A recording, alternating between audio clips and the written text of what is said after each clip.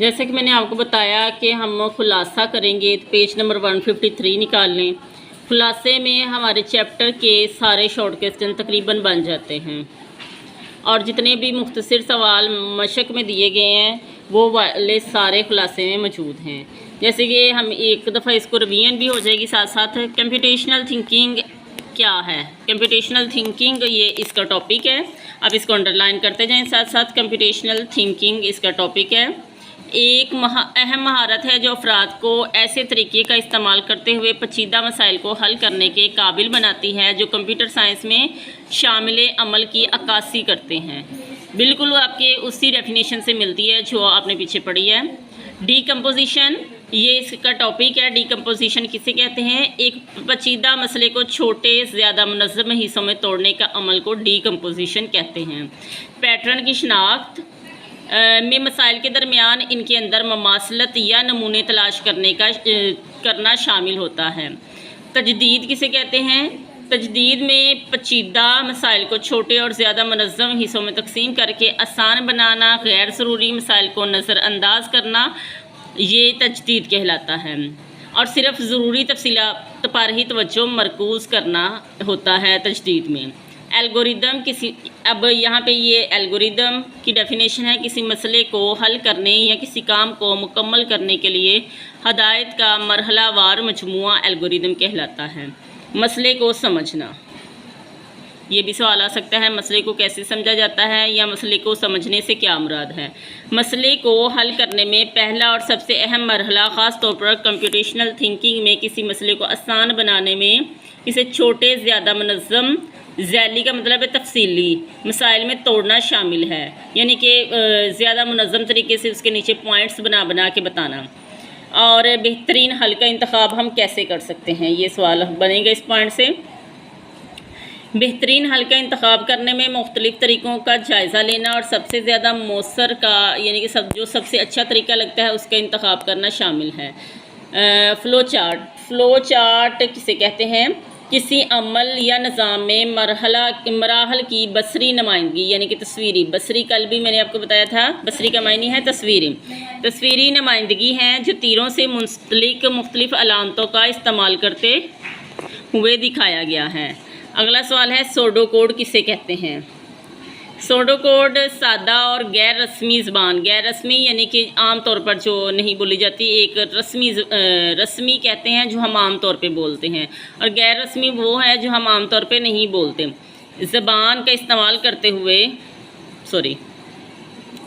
रस्मी वो है कि जो हमने मखसूस, जैसे कि उर्दू में आप बात कर रहे हैं या आप किसी बड़े से बात कर रहे हैं, जैसे आप मेरे से बात कर रहे हैं तो आपने मेरे साथ मजाक नहीं करना, सीधी सीधी बात कर रही हैं, उसको बोलते हैं रस्मी। और गैर रस्मी ये है कि आप अपने पास से उसको बात को मोल्ड कर सकते हो, फोल्ड कर सकते हो किसी भी तरीके से। जैसे कि एप्लीकेशन लिखना एक रस्मी ज़बान होती है।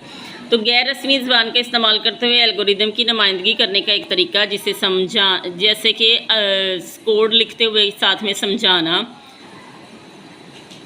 जैसे समझाना आसान है। ये प्रोग्रामिंग ज़बानों की साख्त को ज़्यादा अंग्रेज़ी ज़बान पढ़ने की काबिलियत के साथ जोड़ता है, जिससे ये एल्गोरिदम की मनसूबाबंदी और वजाहत करने के लिए मुफीद आला बन जाता है। सोडो कोड की ये डेफिनेशन है। उसके आगे है टाइम कम्प्लेक्सिटी, जो आज हमने पढ़ना था सवाल। टाइम कम्प्लेक्सिटी इस बात की पैमाइश करने का तरीका है कि एल्गोरिदम कितनी तेज़ या सुस्त कारकर्दगी का मुजाहरा करता है। ये हमें बताता है कि इनकी इनपुट के साइज़ में इजाफे के साथ एल्गोरिदम के चलने का वक्त कैसे तब्दील होता है। यानी कि जितना हम काम देते हैं कंप्यूटर कितनी तेज़ी से, अगर हम थोड़ा काम देते हैं तो कंप्यूटर फिर कितनी तेज़ी दिखाता है, अगर हम ज़्यादा काम देते हैं तो फिर कितनी तेज़ी दिखाता है या स्लो लेके आता है। ये वाला काम जो है ये करता है टाइम कम्प्लेक्सिटी। स्पेस कम्प्लेक्सिटी का मतलब है कोई पेचीदगी। तो स्पेस कम्प्लेक्सिटी इनपुट साइज़ के सिलसिले में एल्गोरिदम इस्तेमाल होने वाली मेमोरी की मिकदार की पैमाइश करता है। स्पेस का होता है जगह के साथ ताल्लुक़, तो ये मेमोरी की मिकदार की पैमाइश करता है कि मेमोरी कितनी है, कितनी इनपुट के लिए ज़रूरी मेमोरी और एल्गोरिदम के ज़रिए इस्तेमाल होने वाली किसी भी इजाफी मेमोरी दोनों पर गौर करना इसका काम होता है स्पेस कम्प्लेक्सिटी का। ड्राई रन में किसी भी गलती की निशानदही करने के लिए नमूने के आदाद-ओ-शुमार के साथ एल्गोरिदम के ज़रिए दस्ती तौर पर जाना शामिल होता है। ड्राई रन जो हमने कल किया था ना, ये सवाल हमने पहले कर लिया है। स्पेस कम्प्लेक्सिटी और टाइम कम्प्लेक्सिटी हमने अभी नहीं किया। तो ड्राई रन क्या है ये भी हमने अभी पढ़ लिया। सिमुलेशन इस वक्त होता है जब हम हकीकी दुनिया के अमल या निज़ाम के मॉडल बनाने के लिए कंप्यूटर प्रोग्रामों का इस्तेमाल करते हैं। इसका सवाल है सिमुलेशन किसे कहते हैं। आगे है LARP का मतलब है लाइव, इसका स्टैंड्स फॉर भी यही है। L for live, A for algorithm, R for run, इसको रन भी कहा जाता है, एंड P फॉर प्रोग्रामेबल। इसको हम पीछे देख लेते हैं। रिजोल्यूशन है logic of algorithm for resolution of problem. ये पेज नंबर 149 पे लिखा हुआ है। तो इसकी शॉर्ट डेफिनेशन यहाँ पे जो लिखी है वो ये है,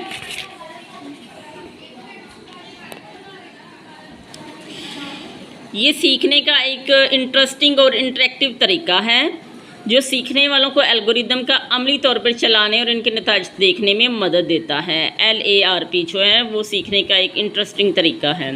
डीबगिंग किसे कहते हैं, ये सवाल बहुत इंपॉर्टेंट है। डीबगिंग किसे कहते हैं।